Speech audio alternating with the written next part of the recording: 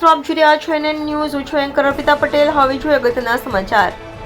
31 ડિસેમ્બરને લઈ સુરત શહેર police action મોડમાં. પોલીસ પાસે આવ્યું ડ્રગ્સ ડિટેક્શન મશીન. અલગ અલગ જગ્યા પર ચાલતી પાર્ટીઓ પર પોલીસ કરશે દરોડા. લોકોની લાળના સેમ્પલ લઈને પોલીસ ત્યાં મશીનની મદદથી ખબર પડશે કે વ્યક્તિએ નશો કર્યો છે કે નહીં. આ મશીન પોલીસની કામગીરીમાં ખૂબ જ સહયોગી સાબિત થઈ શકશે. 31 ડિસેમ્બરને લઈ સુરત શહેર પોલીસ એક્શન મોડમાં. રિપોર્ટર નૈતિક રેશમવાળા, NN ન્યૂઝ સુરત. દર્શક મિત્રો, NN ન્યૂઝને લાઇક, શેર, સબસ્ક્રાઇબ કરો, બેલ આઇકન પ્રેસ કરો જેથી આપને નોટિફિકેશન્સ મળતી રહે.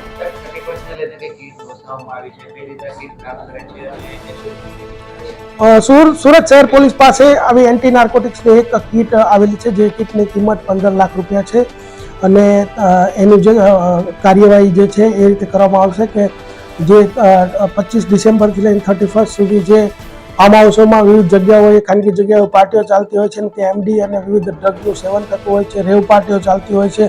તો અત્યારથી જ અમારા હ્યુમન રિસોર્સિસ એ બાબતે કામમાં લાગી ગયા છે અને 25 થી 31 દરમિયાન તો ખૂબ ક્લોઝ વોચ રાખવામાં આવશે અને અમારી ખાનગી ટીમો ફરતી રહેશે અને ડ્રોનનો પણ ઉપયોગ કરવામાં આવશે અને જો આવી કોઈ રેવ પાર્ટીઓ થતી હશે તો એના ઉપર કાર્યવાહી કરવામાં આવશે અને આ કીટ સાથે લઈ જવામાં આવશે અને ત્યાં જ એમનું ચેકિંગ કરવામાં આવશે અને જો એ લોકોએ આવું કોઈ સેવન કરવામાં આવેલું હશે તો આગળની જે કાયદેસરની કાર્યવાહી હશે એ કરવામાં આવશે.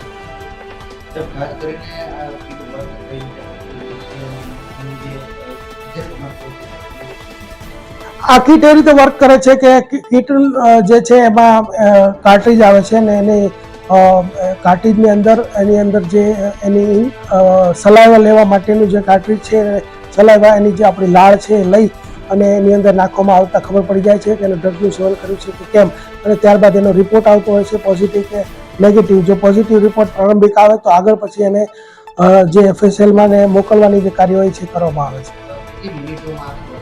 પ્રારંભિક જે છે તો 30 સેકન્ડથી 1 મિનિટની અંદર ખબર પડી જાય છે.